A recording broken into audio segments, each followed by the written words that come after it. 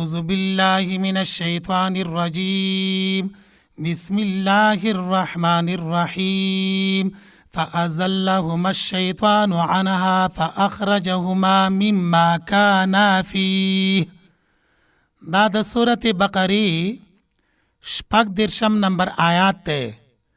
تر دغه ځای پورې د آیات مبارکه تفسیر شوی دی. اوس ته دغه آیات مبارکه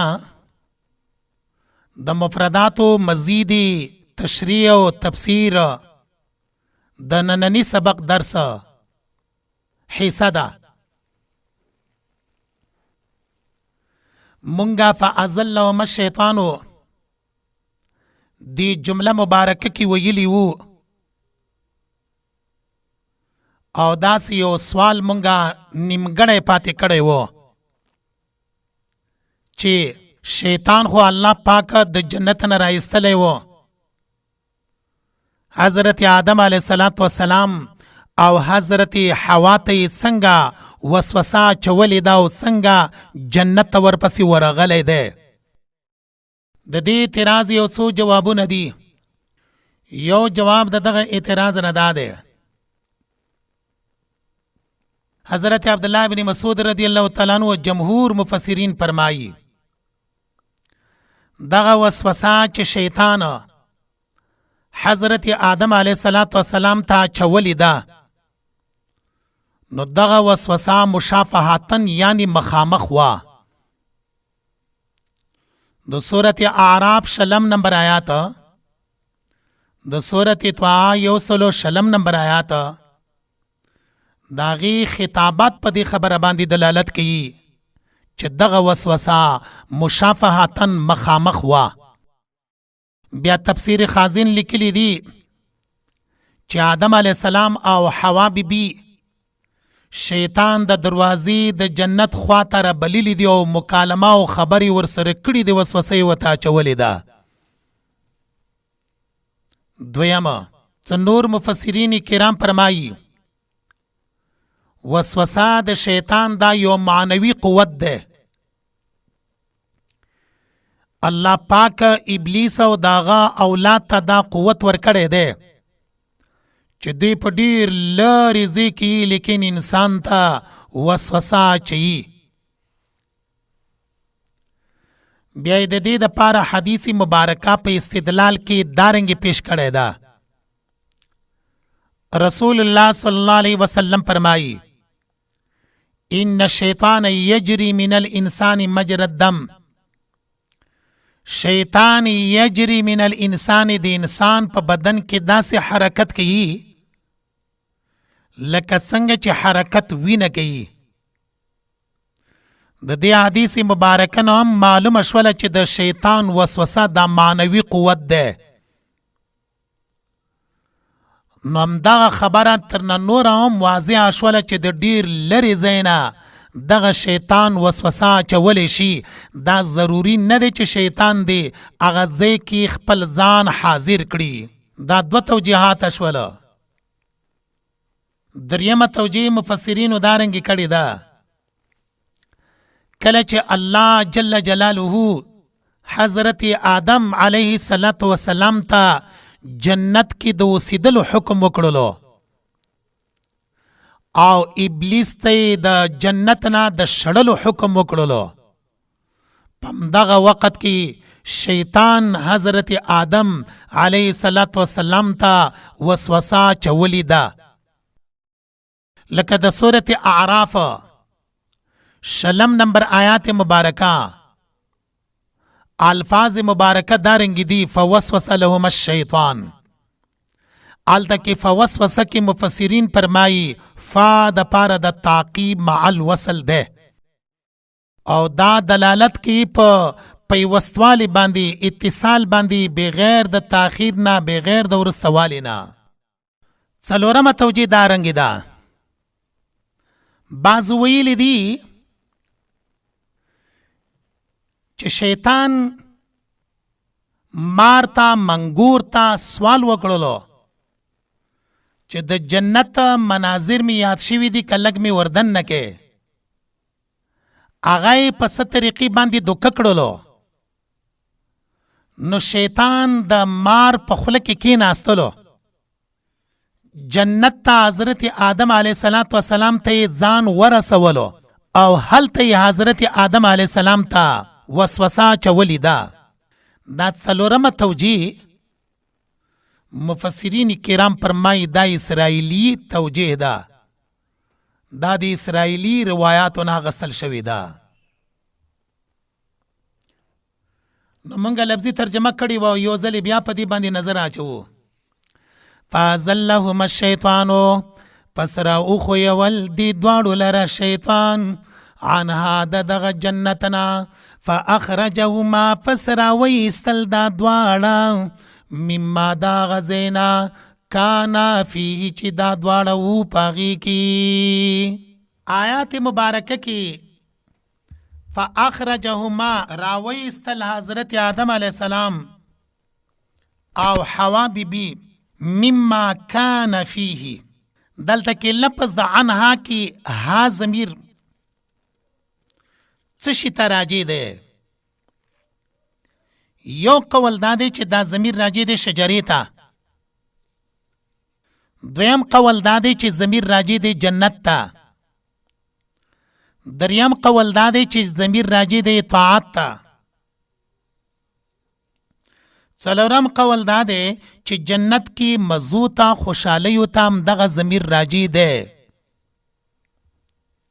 نو ترجمه به دارنګې بیا شي فازلهما الشیطان، پس را وښویول شیطان دې دواړو لره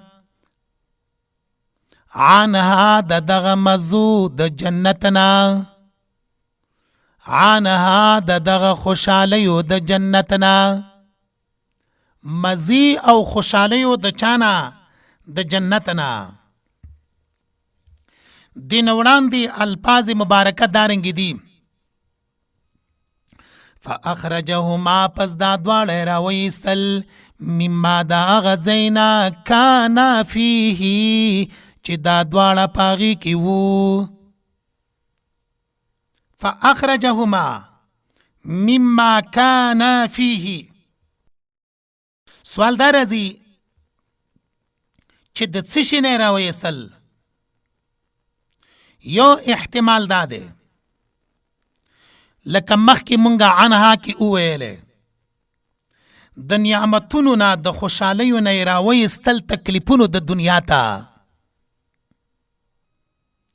دویمه د اوچت مرتبې نه د رفعت نه د بلندۍ نه یې راویستله ښکته مرتبې ته.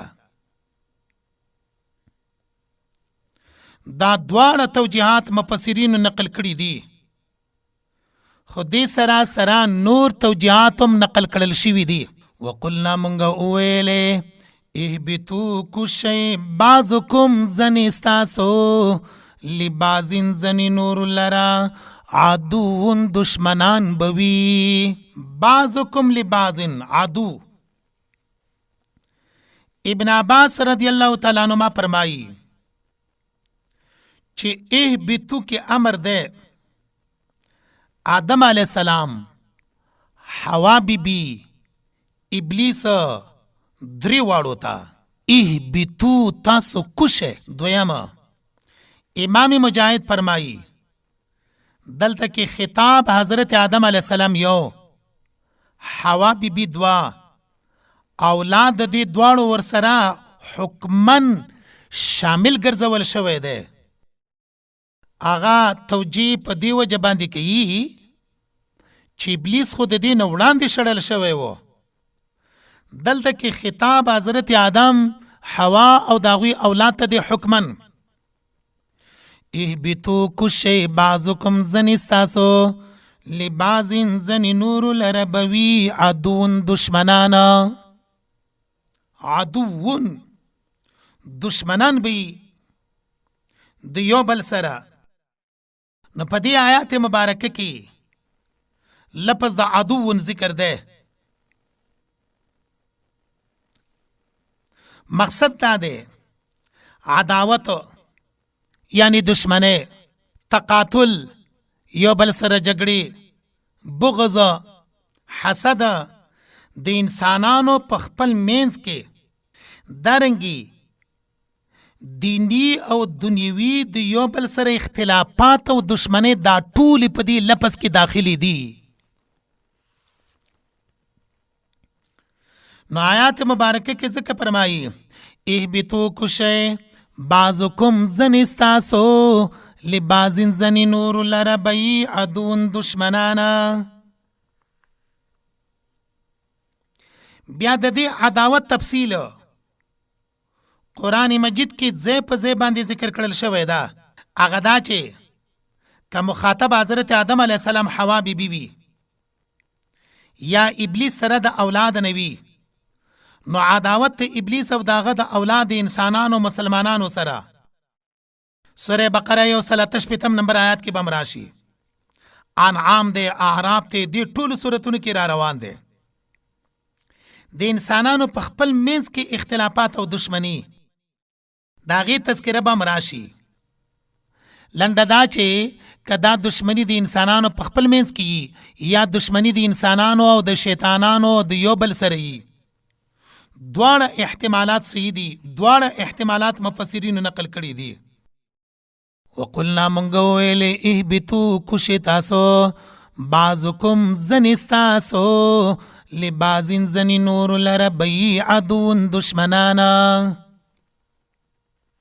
دلته یو سوال دی، سوال دارنګي دی چې ظاهرا مناسب خو د عدوون په ځای باندې اعداءون لفظ وو، نو لفظ د اعداءون ولی ذکر نشولو؟ مفسرین کرام فرمایي لفظ د عدو واحد یو، تسنیه دوا، جمع درې، تذکیر څلور، تانیث پنځه، د دې ټولو د پاره شامل دی، د دې ټولو د پاره ذکر کولی شي. دا یو جواب شلو، ځکه لفظ د عدوون دی او لفظ د اعداءون نه دی.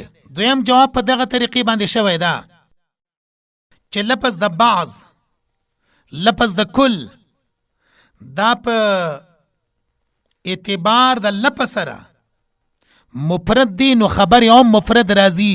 ځکه په دغه ځای کې بعضکم لبعض عدوون، عدوون لفظ مفرد ذکر کړل شوی ده.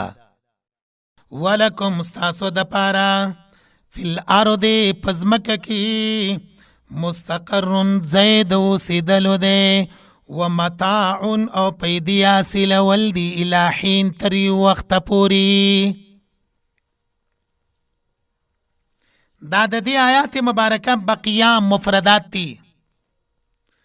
تفسیر دارنګي ده ولکم فی الارض مستقر، ترکیبی لحاظ باندې لکم خبر مقدم ده او دا فی الارض لفظ د دغه لکم خبر سره متعلق ده. مستقر لفظ دا مبتدا مؤخره ده، دای مبتدا مؤخره ګرځول شوی ده. نو لفظي ترجمه موږ دارنګي کوو ولکم ستاسو د پاره فی الارض پزمکه کې مستقر زید اوسیدلو ده، ومتاع او پیدی حاصل ولدی الہین تر یو وقت پوری.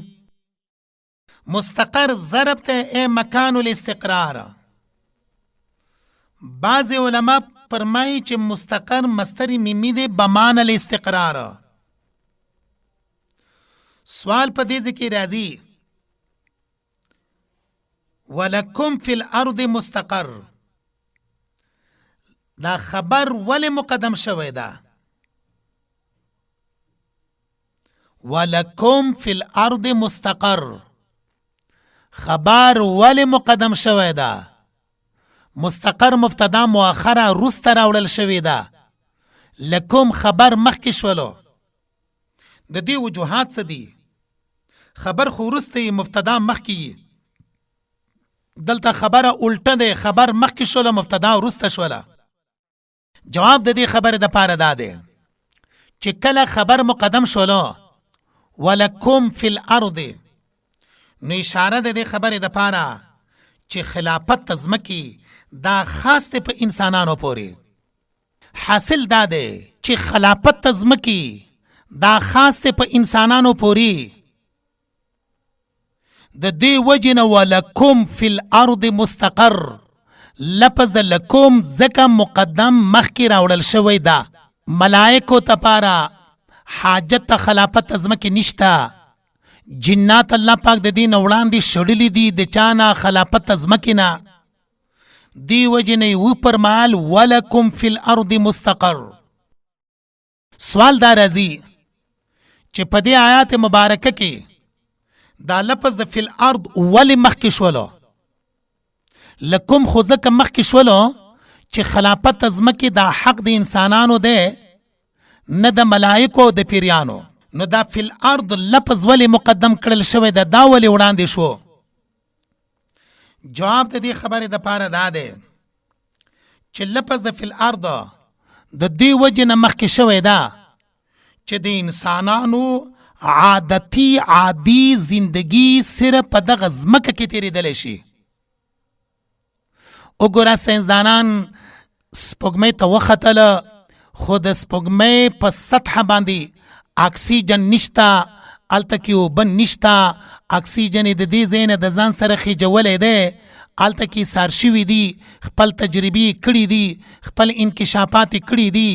نو دې آیات مبارکه کې فرمایي و انسانانو که تاسو ترقي غواړئ که تاسو عروج غواړئ که تاسو تحقیقات غواړئ که تاسو عادي او فطري زندگی تیرول غواړئ ولکم فی الارض دا صرف په ځمکه کې ده دا زندگی په بل ځای کې نشي تیریدلی.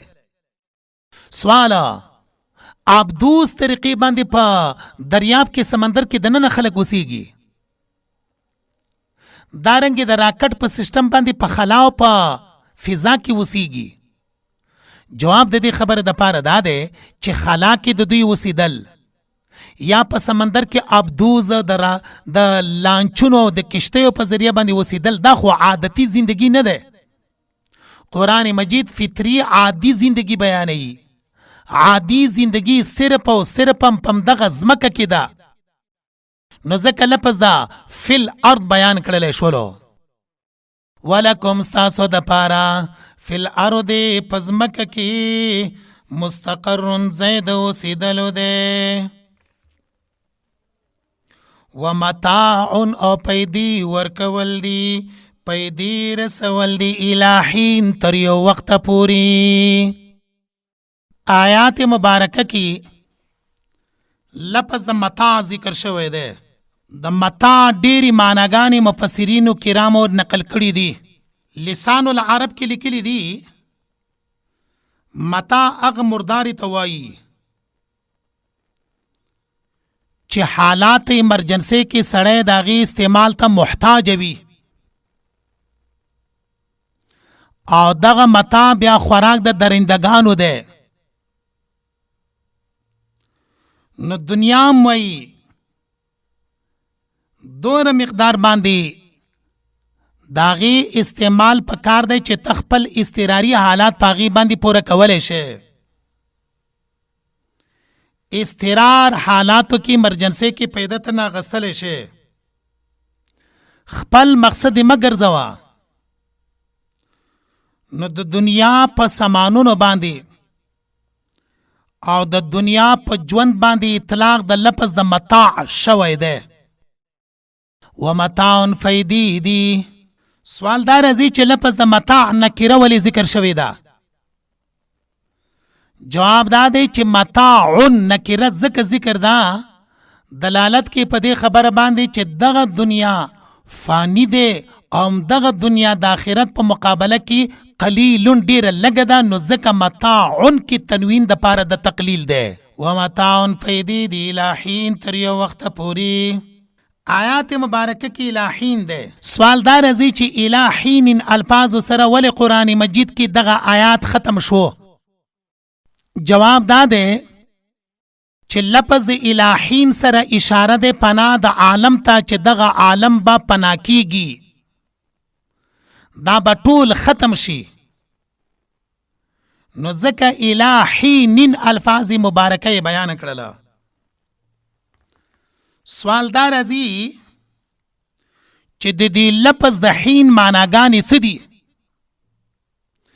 مقدار د حین به څومره وي؟ صحیح قول په دې ځای کې دا دی چې د لفظ د حین د پاره یو خاص مقدار، یو خاص مدت نشته.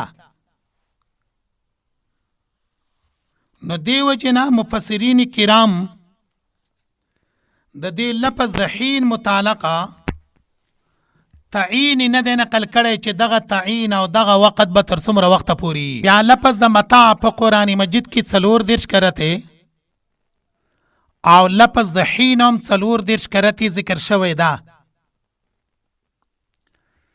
بعض مفسرین د حین متعلق لیکي چې تر وخت مرګ پورې، بعضو لیکلی دی چې الی حین تر وخت قیام ساعته، هغه وخت پورې الله پاک په دنیا کې تاسو ته نعمتونه درکوي. بیا لفظ د متاع او لفظ د حین هر یو په قرآن پاک کې 34 کرته ذکر کړل شوي دي. فتلقى آدم من ربي كلمات فتاب عليه إنه هو التواب الرحيم. دا د سورة بقره 39 نمبر آیات ہے. لفظی ترجمہ یو، مضمون 2، تشریح د مفردات 3.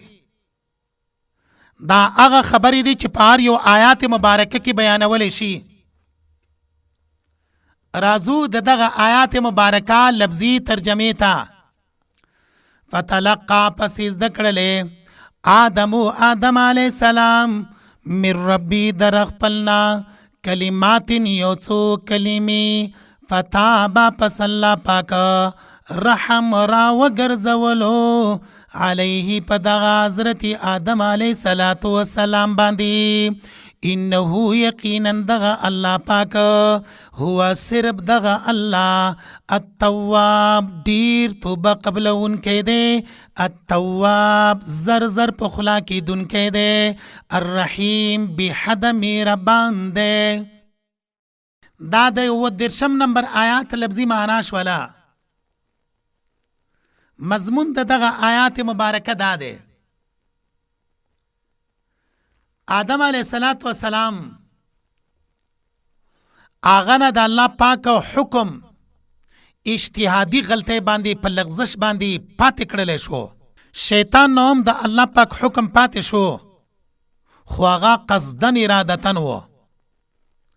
اوس ما به الامتیاز فرق په مابین د حضرت آدم او په مابین د شیطان کې څه دی؟ نو هغه ما به الامتیاز فرق الله پاک بیانوي. هغه دا چې حضرت آدم علیه السلام الله پاک په دربار کې لاس په دعا شولو، ربنا ظلمنا انفسنا وان لم تغفر لنا وترحمنا لنكونن من الخاسرین.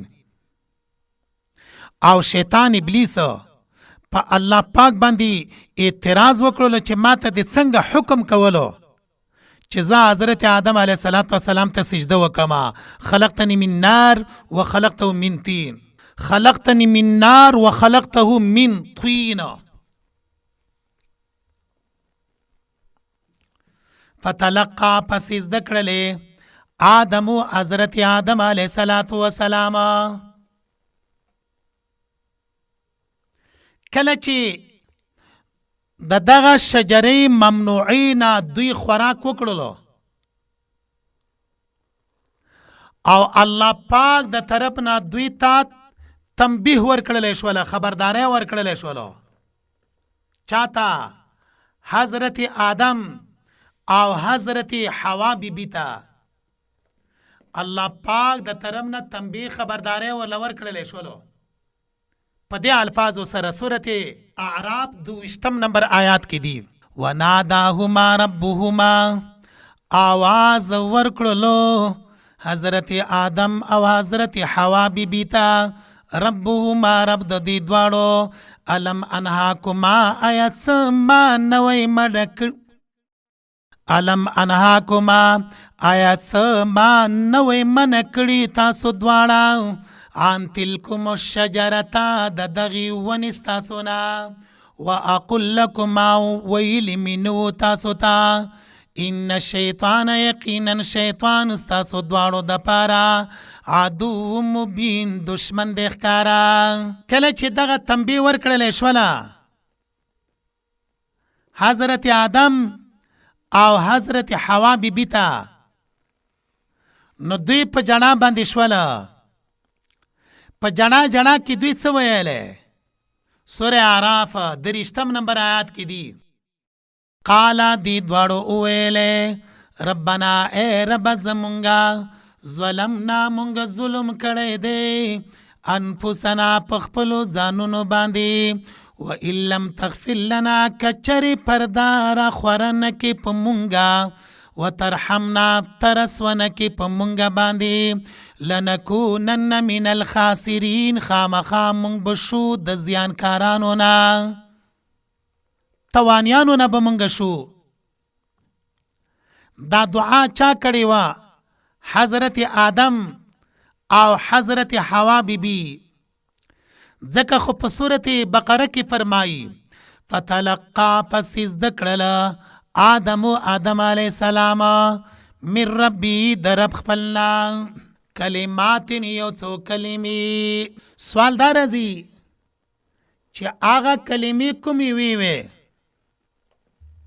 جواب دا دی سورت اعراف کې چې مونږ بیان وکړلو ربنا ظلمنا انفسنا وان لم تغفر لنا وترحمنا لنكونن من الخاسرین. سوال دا راځي چې سورت اعراف کې خودی آدم علیہ السلام او حوا بیبي دا کلمې دواړو په جمع ویلي دي او په دې آیات مبارکه کې دی فتلقا چې آدم علیہ السلام زده کړي دي. جواب د دې خبرې دپاره دا دی چې دغه کلمو زده کول دا په وحی سره وو. وحی دپاره محل حضرت آدم علیہ السلام دی. نو ځکه په سورت بقره کې فتلقا زده کړلی آدم علیہ السلام او په سورت اعراف کې قالا ربنا ظلمنا انفسنا پم دغه کلمو باندې عمل دی. عمل خو د دواړو وو د دې وجې نه قالا دواړو وویلی او دلته په بقره کې فتلقا زده کړلی آدم علیه السلام. نو اعتراض نشي واردېدلی. فتلقا پس زده کړلی آدم و حضرت آدم علیه السلام من ربی در رب خپلنا.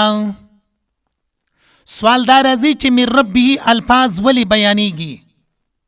جواب دغه کلمې حضرت آدم علیه السلام په طریقې د وحی سره یاد کړي وې.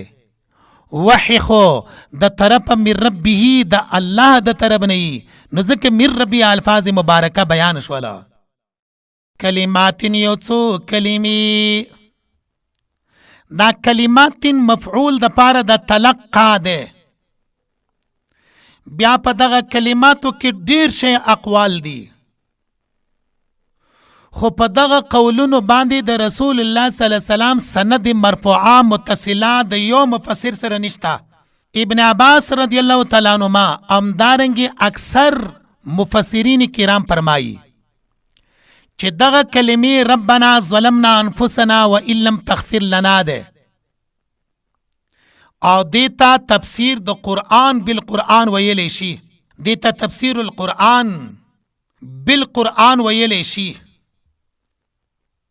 نو د دې وجنا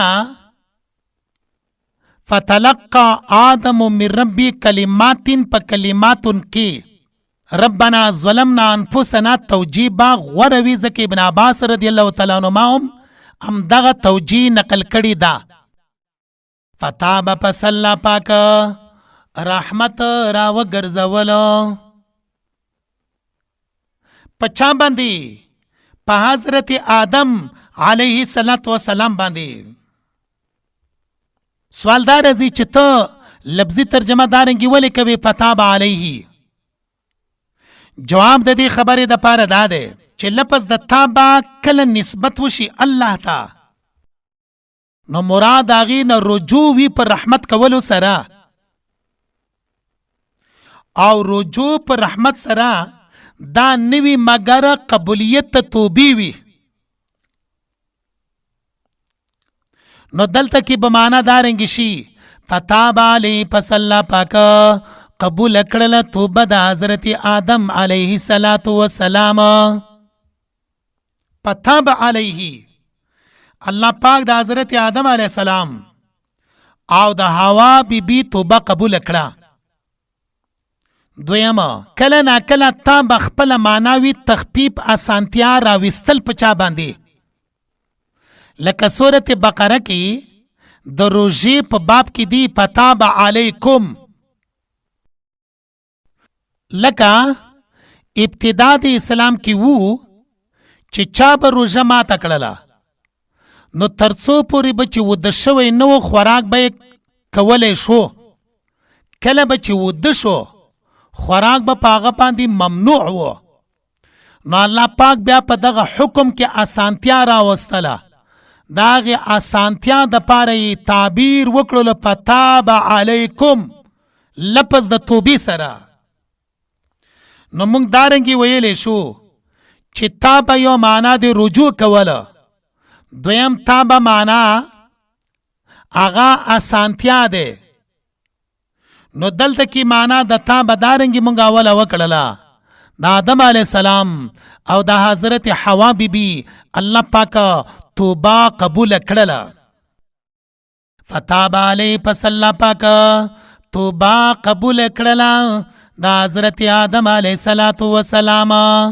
دویمه ترجمه فتاب، پس الله پاک رحمت را وګرځولو علی په حضرت آدم علیه السلام باندې. سوال دا راځي چې توبه خو په هغه وخت کې چې کله چا ګناه کړی وي، آدم علیه السلام خو ګناه نه دی کړی، څنګه الله پاک ته فرمایي فتاب علیه؟ فتاب علیه جواب د دې خبرې د پاره دا دی کوم آیاتونو کې چې لفظ د توبې د انبیای کرامو ذکر شوی دا، دغه لفظ د توبې د پاره د تعبد دی یو. دویمه، دا لفظ د توبې د پاره د خپل عجز ښکاره کولو دی. د دې د پاره مثال په قرآن مجید کې شته، سورت اعراف 143 نمبر آیات کې دی. آدم علیه السلام متعلق دلته کې د توبې لپس تشریح کوو. سورت اعراف 143 نمبر آیات پیش کوو.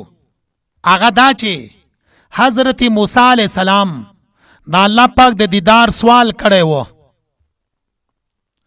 الله پاک ته فرمایل لا ترانی، ته زما دیدار نشي کولی ځکه تا کې دغه طاقت او صلاحیت نشته پم دغه سترګو مبارکو کې په دې دنیا کې، خو ته غره طرف ته وګوره، که چېرته غر په خپل ځای باندې ټینګ شولو فسوف تراني، زر دی چې ته به زما دیدار وکې.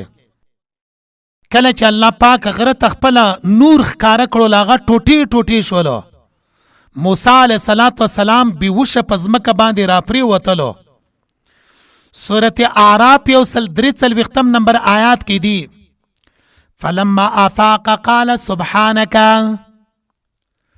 موسی علیه السلام چې کله په هوش کې راغللو نو وی ویلې سبحانك، پاکی دې تا لره یا الله، تبت الیک، زما دی توبه یې. نو دا توبه د حضرت موسی علیه السلام دلالت خو په دې باندې نه کوي چې د ګناه کړی دا، ځکه د الله د دیدار سوال یې کړی و. د الله د دیدار سوال خو ګناه نه ده.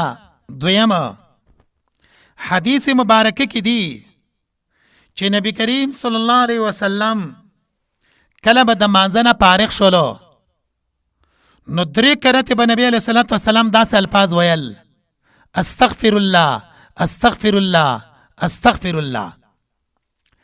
مونږ ته هم پکار دی چې د مانځه نه وروسته سړی فارغ شي دغه استغفار 3 کرتې ووایي، بیا اللهم انت السلام ومنک السلام دا دعا ولولي، بیا ورپسې دعا لا اله الا الله وحده لا شریک له له الملک وله الحمد وهو على كل شيء قدیر.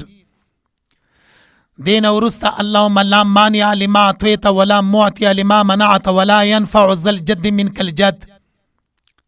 دارنګ اللهم عني على ذکرک و شکرک و حسن عبادتک. دا مسنون دعاګانې دي. نبی کریم صلی الله علیه وسلم دا دعاګانې ویلي دي. خو د مانځه نه به چې کله فارغ شول استغفار به ویلی. نو استغفار ویل یا توبه لوستل دا دلیل د ګناه نه دی. آیا رسول الله صلی الله علیه وسلم چې کله منځ کولو دا منځ ګناه والا عیاذ بالله چې وروسته بیا وایي استغفر الله؟ آیا لکه مخکې مونږه مثال پیش کړو له حضرت موسی علیه السلام د الله د دیدار سوال کړی و، الله پاکه چې کله غره ته خپل نور ښکاره کړلو دی بېهوشه شولو، په هوش کې راغللو تبتو الیک الفاظ ویلي دي. آیا دا د ګناه د وجې نه ویلي دي؟ ګناه خو نه وه.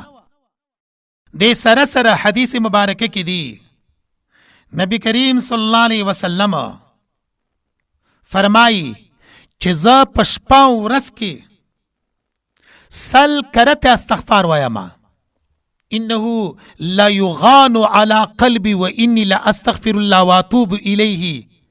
نبی کریم صلی الله علیه وسلم فرمایي زه استغفار او توبه 100 کرته د ورځې وایم. نبی کریم صلی الله علیه وسلم العیاذ بالله الف مره څه نقصان گناه خو نه دی شوی. استغفار نبی کریم صلی الله علیه وسلم وایي. نو استغفار د انبیاء کرامو دا د پاره د عجز دی، دا د پاره د تعبد دی، یعنی دا عبادت دی. دارنګې توبه هم عبادت دی. نو مونږ ته پکار دی چې خپل منځونه په طریقه د رسول الله صلی الله علیه وسلم باندې وکړو، او هغه مسنون اذکار چې رسول الله صلی الله علیه وسلم نه منقول دي هغه مونږ ټول یاد کو. هغه مسنون اذکار د رسول الله صلی الله علیه وسلم خپل وظیفه وګرځو. لنډه دا چې توبه او استغفار دا دلیل د دې خبره د پاره نه دی چې څوک یې وایي دی به ګناهګار وي. فتاب پس الله پاکه توبه قبول کړله علیه دا حضرت آدم علیه السلام. دلته کې یو سوال دی. سوال دارنګي واردېږي چې دغه کلمات حضرت آدم علیه السلام حوا بیبي دواړو ویلي دي.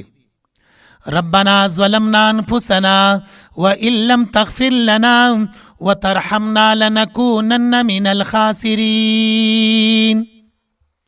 دواړو دغه کلمات ویلي دي. نو څنګه پتا به علی چې د حضرت آدم علیه السلام دغه کلمات الله قبول کړل؟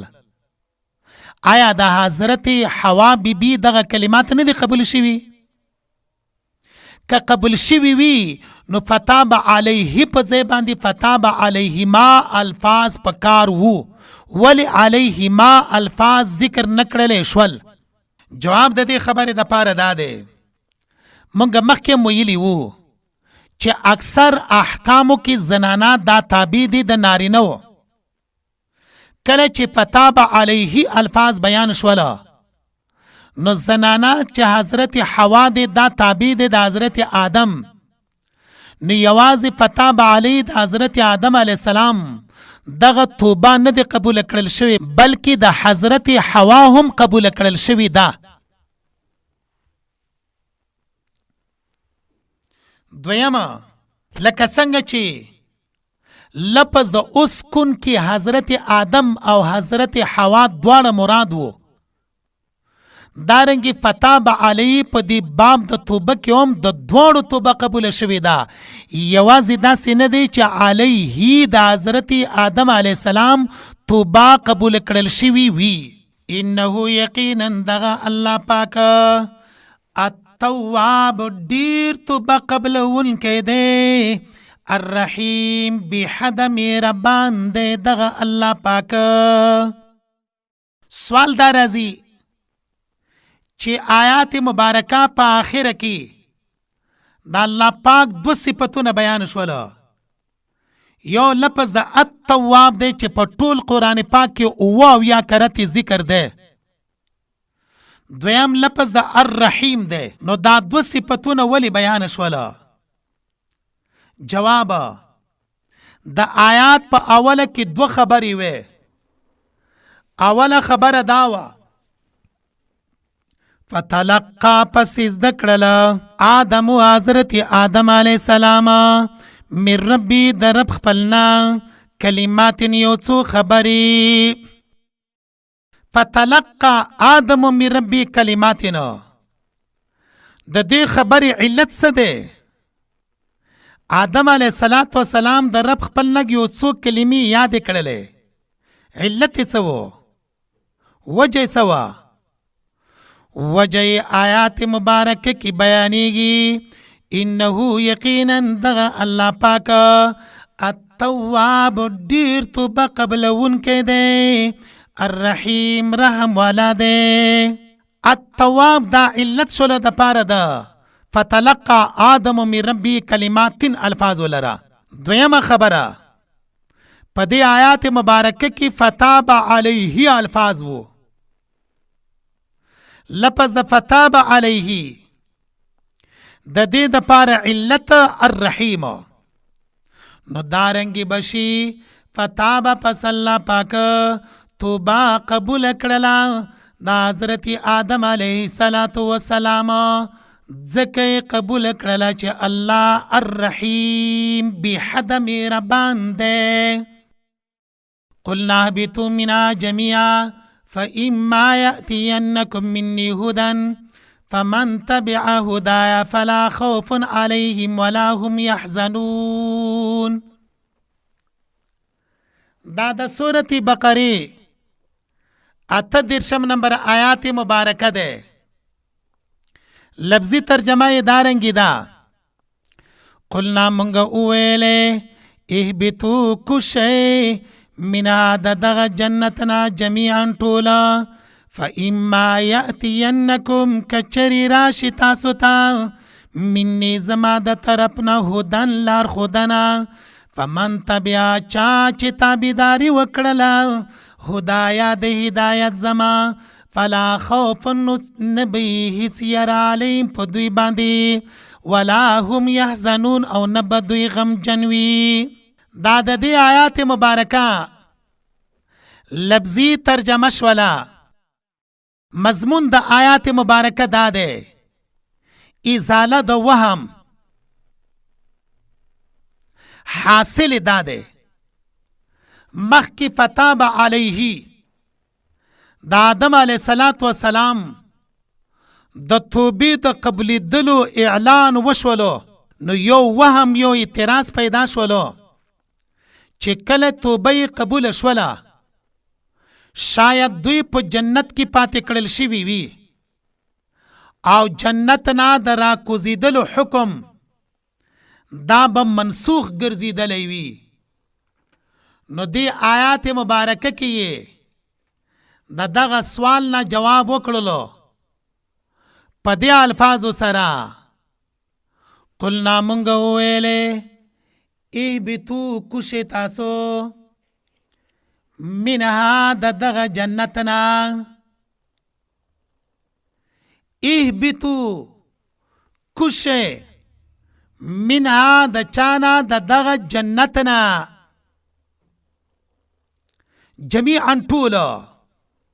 حاصل داده چې امر د احباط کوزیدلو هغه وسم په خپل ځای باندې ده، هغه نه ده ختم کړل شوی. بیا په دې آیات مبارکه کې اهبطوا منها جميعا حال واقع شوی ده د لفظ د اهبطونا. ټول کوشي د چانا منها د دغه جنتنا. نو هغه اعتراض نشي واردېدلی چې اهبطو دوباره بیا ولی ذکر کړلی شولو. قلنا مونږ ویلې اهبطو تاسو کوشئ منا د دغه جنتنا جميعا ټوله فإما یأتینکم کچری راشي تاسو ته منی زما د طرفنا هدن لار خودنا. دغه آیات مبارکه کی فإما یأتینکم منی هدن یو اشکال ده. اشکال دا ده چې دغه جمله مبارکه د دوا متضاد شیانو نه جوړه شوې ده. هغه دا چې د فإما په اصل کې ان ماو نو ان خو د پاره د شک راځي. یأتینکم کې نون د تاکید او د تحقق د پاره ده. هغه د یقینیت لپاره راځي.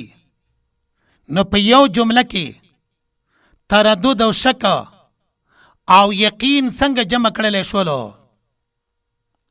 د دې خبرې د پاره جواب مفسرینو دارنګ کړي دا فإما یأتینکم کچری راشي تاسو ته منی زما د طرف نه هدن لار خودنا. حاصل د جواب دا ده چې هدایت وحی راتلل د طرف د الله پاک دا یقیني دی. خو د خلکو منل یا نه منل دې کې شک ده.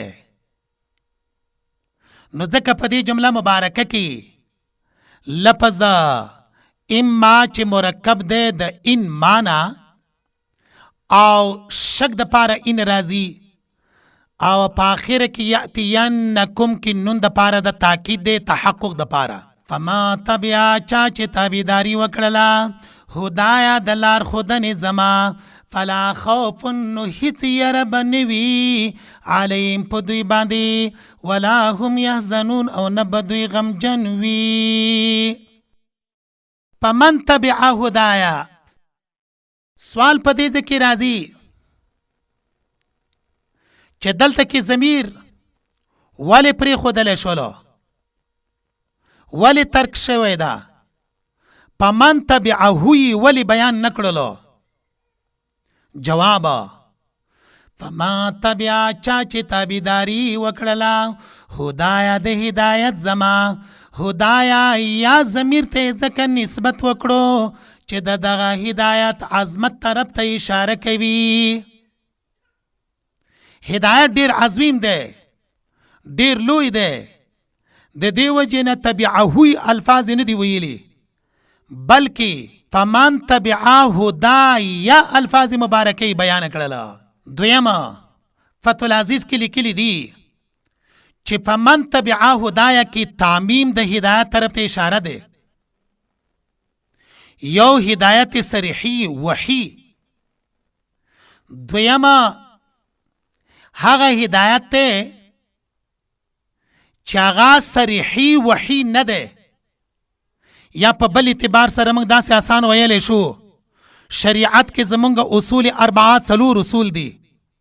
اول کتاب الله، دویم سنت رسول الله، دریم اجماع، څلورم قیاس. دی آیات مبارکه کی منی الفاظ مبارکه دی منی تعمیم ده. تعمیم د هدایت ته اشاره ده. هغه دا دی چې دغه هدایت که کتاب الله سره یې منی، که د رسول الله صلی الله علیه وسلم په سنت سره یې. دویم قسمه هغه هدایت ته چې هغه اجماع او قیاس سره ده. هغې ته اشاره وکړله په لفظ د هدایا سره. نو هدایا اجماع او قیاس ته شامل ده. فمن تبع هدایا دا کتاب الله او سنت رسول الله ته شامل ده. نو دغه څلور واړه اصول په دې کې ذکر کړل شول. فلا خوفن پس یره بنی وی علیهم په دوی باندې ولا هم یحزنون او نه به دوی غمجن وي. آیات مبارکه کې فلا خوف علیهم ولا هم یحزنون یو لفظ د خوف ته، دویم لفظ د حزن ده. خوف د دې تعلق ده د مستقبل سره آینده په باره کې به دوی لا خوف علیهم یره به ورباندې نه وي چې د مرګ سختی ده، د قبر سختی ده، دارنګې د محشر سختی ده، د پل صراط سختی ده، د دې ټولو سختیو نه به الله پاک وساتي. فلا خوف دارنګې ولا هم یحزنون، حزن تعلق دی د ماضی سره. په دې پسې به خفه نه وي په مرګ کې چې زمانه مارکیټونه، کارخانې، بنگلې، جایدادونه، دولتونه پاتې شوله، حکومتونه، ریاستونه، سلطنتونه، دا زما د حکم ماتات چې د چلیدل دا رانه پاتې شوله. دې پسې به هم خفه نه وي. دویمه، خوف او حزن په مابین کې فرق دا دی. کله چې چاته مصیبت رسیدلی نه وي، تکلیف رسیدلی نه وي، د تکلیف د رسیدلو نه وړاندې چې کله یریږي دې ته ویل کېږي خوفن، دا به ورباندې نه وي. او کله چې دته تکلیف ورسیږي، مصیبت ورته ورسیږي، هغه وخت کې بیا هغې ته ویل کېږي حزنون. نو آیات مبارکه کې دي فلا خوفن، پس یره به نه وي علیهم په دوی باندې، ولا هم یحزنون، نه به دوی غمجن وي.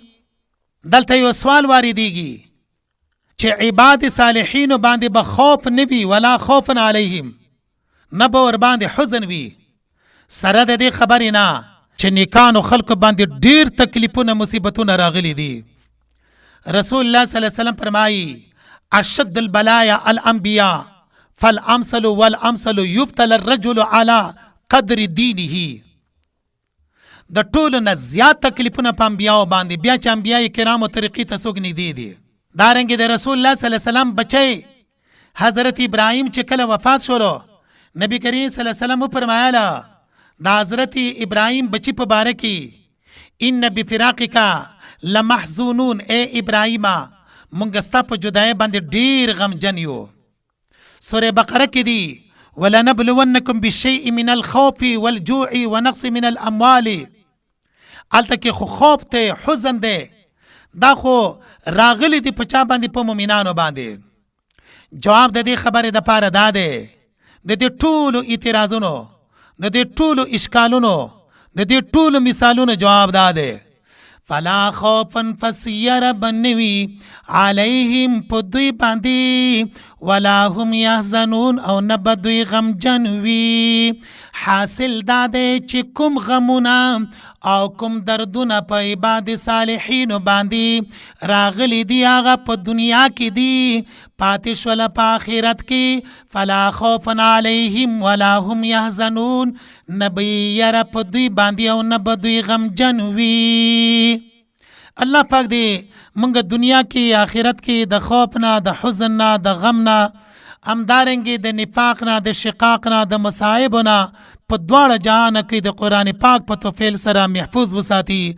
سبحانك اللهم بحمدك اشهد ان لا اله الا انت استغفرك واتوب اليك.